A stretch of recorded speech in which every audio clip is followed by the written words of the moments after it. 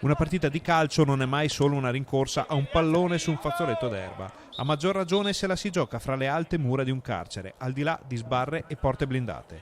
Ne sanno qualcosa i ragazzi della Palla al Piede, la squadra di calcio dei Due Palazzi, che quest'anno hanno vinto il campionato di terza categoria padovana.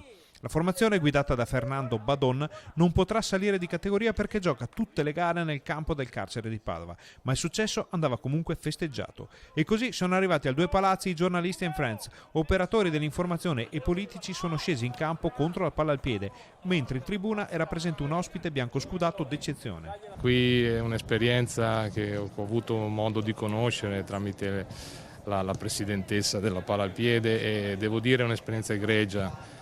Questi ragazzi che sono qui rinchiusi hanno un'opportunità, una possibilità di esprimere un talento che si ritrovano e soprattutto fare un'esperienza, direi quasi di libertà per 90 minuti di gioco, immagino. Prima del match, che per la cronaca è stato largamente vinto dalla Palla al Piede, c'è stato uno scambio di targhe e medaglie per rinsaldare un rapporto che supera le mura del Due Palazzi e che mira a diffondere ulteriormente la cultura e gli ideali che muovono chi si occupa della polisportiva del carcere padovano.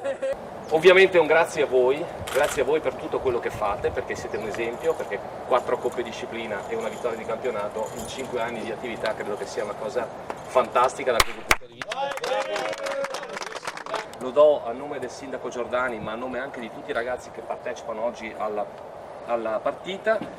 Volevo dare al capitano una targa di ricordo.